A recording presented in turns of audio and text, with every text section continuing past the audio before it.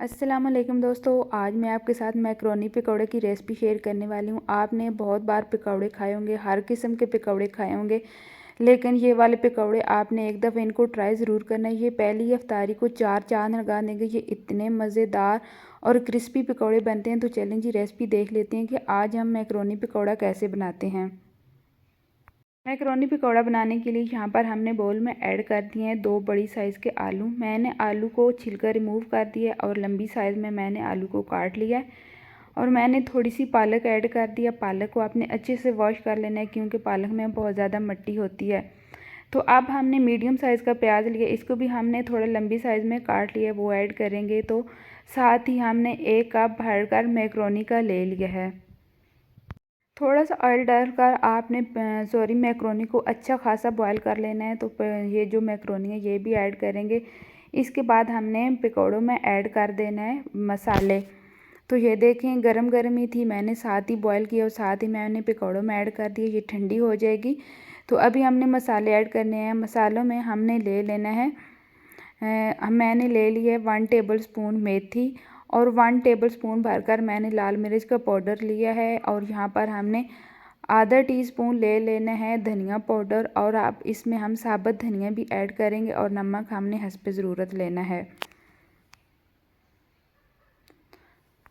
तो मेथी हमने ली है, मेथी की बहुत अच्छी खुशबू आती है पकौड़ों में। और साथ में मैंने गरम मसाले का पाउडर लिया है। तो मसाले आपने हस्ब ज़रूरत ऐड करने हैं जितना आप अपने घर में खाना पसंद करते हो। ये चम्मच जो आप अब मेरी वीडियो में देख रहे हैं, ये 2.5 चम्मच भरकर मैंने बेसन की ऐड की है। तो सारी जो सब्ज़ियाँ हैं ये खुश्क हैं, तो अब भी हमने सब्ज़ियों के साथ अच्छी तरह ये खुश्क बेसन है इसको हमने मिक्स कर लेना है। अगर आप साथ ही बेसन डालते हैं और साथ ही पानी डालकर पकौड़ों का पेस्ट बनाते हैं तो बहुत ज़्यादा जो है आपका बेसन का इस्तेमाल होता है।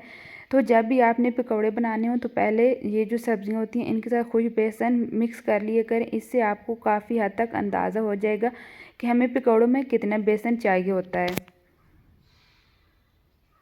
तो अगर हमें बेसन की ज़रूरत पड़ी तो आगे जाके हम इसमें और भी बेसन ऐड कर सकते हैं, लेकिन फ़िलहाल हमने इतने ही बेसन ऐड करना है। जब आप इस तरह मिक्स कर लेंगे तो आपने तकरीबन इस पेस्ट को 10 से 15 मिनट तक रेस्ट देना है। और हरा धनिया ऐड करेंगे और हरे धनिया को भी अच्छी तरह मिक्स कर लेंगे। और 1 चम्मच और बेसन डालेंगे, थोड़ा सा पानी डालेंगे, अच्छे से मिक्स कर लेंगे। और साथ मैंने दूसरी तरफ जो है ऑयल को गर्म करने के लिए रखा हुआ है। जैसे ही हम इस बेसन को मिक्स करेंगे तो साथ ही हम पकौड़े ऐड करेंगे। ये देखें, अच्छी तरह हमने इसको मिक्स कर लिया है। तो अभी हम पकौड़े ऑयल के अंदर डालते हैं। अगर आप अपने घर में क्रिस्पी और क्रंची पकौड़ा बनाना चाहते हो तो आपने जब भी पकौड़े बनाने हैं तो हाथों के साथ ऑयल में डाला करें पकौड़े, तो बहुत अच्छी इनकी शेप भी आती है और बहुत क्रिस्पी से ये बनते हैं। तो एक बात का ख्याल रखना है, जब भी पकौड़े आपने डालने हैं तो अपने हाथों को बचा कर डालना है क्योंकि घी ऑयल जो भी है वो बहुत ज़्यादा गर्म होता है, तो आपका हाथ जो है वो जल भी सकता है। तो यहाँ पर मैं आपको पकौड़ों का पेस्ट दिखा रही हूँ कि जब ये इसको रेस्ट मिलता है तो कितना ज़्यादा ये जो बेसन होता है फूल जाता है। तो जैसे ही पकौड़े एक साइड से गोल्डन होंगे तो इनकी साइड हम चेंज कर लेंगे और बाहर निकाल लेंगे। तो फ्रेंड, मेरी आपसे रिक्वेस्ट है, अगर मेरे चैनल पे आप न्यू हैं तो प्लीज़ मेरी वीडियो को लाइक शेयर एंड सब्सक्राइब ज़रूर किया करें। तो यहाँ पर अल्हम्दुलिल्लाह हमारे पकौड़े रेडी हो चुके हैं और अब इनका आप कलर चेक कर सकते हैं और इनका ये देखें कितने क्रिस्पी क्रंची देखने में ही लग रहे हैं।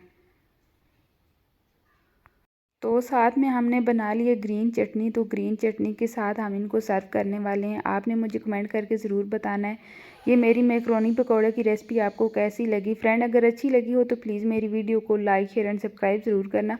इसी तरह न्यू रेसिपी के साथ फिर मिलूँगी, तब तक के लिए अल्लाह हाफिज़।